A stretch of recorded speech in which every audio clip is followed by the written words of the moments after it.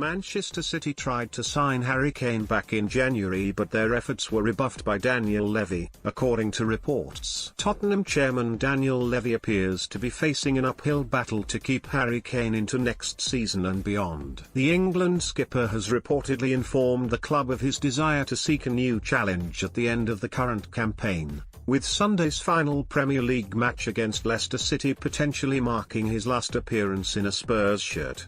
Kane has never attempted to hide his wish to fight for silverware on a regular basis, and with the forward turning 28 this summer, he is running out of time to leave a trophy-laden legacy. Manchester City, Chelsea and Manchester United have all expressed an interest in signing the Spurs talisman ahead of next season, but he remains under contract until the summer of 2023, with Levy under no obligation to bow to his players' demands. The 59-year-old has reportedly slapped a price tag of £150 million on Kane's head and is believed to be vehemently opposed to the idea of selling to a London rival in Chelsea, which leaves City and United as the prime contenders for his signature. Pep Guardiola's side will be in the market for a striker this summer after the imminent departure of Sergio Aguero, who has agreed to join Barcelona on a free transfer. Meanwhile, United's interest is said to have cooled after Edinson Cavani penned a one-year contract extension earlier this month,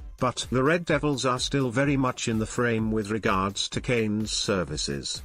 City are understood to be the early frontrunners, but it remains to be seen whether Levy will entertain any impending bids. The Spurs chairman previously turned down the club's advances back in January, with the newly crowned Premier League champions expressing an interest in signing Kane months before his preference to find another club was publicised. According to the Daily Star, the report claims that City have admired the striker from a distance for some time, with their unsuccessful approach likely to have significantly influenced his eventual decision to leave this summer. Guardiola fueled speculation that he could look to go back in for Kane earlier this week by outlining his desire to land a world-class striker with the potential to bag a half-century of goals over the course of a single campaign.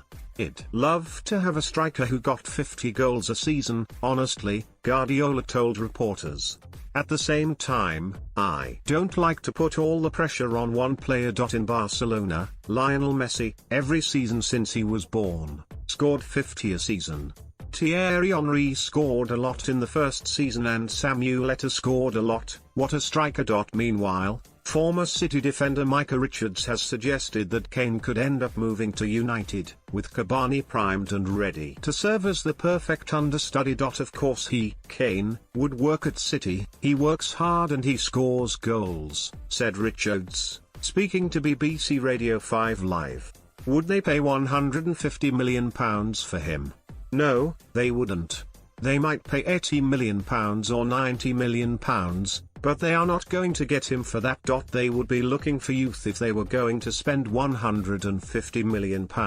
They would go for Erling Haaland or Kylian Mbappe. The thing is, I think Kane is a perfect suit for Man United. Him and Cavani up front for that one role, one play, one rest. You would have two top strikers. Kane would be the number one, with Cavani being managed correctly, because he is 34 and you can see the impact he can have starting or off the bench.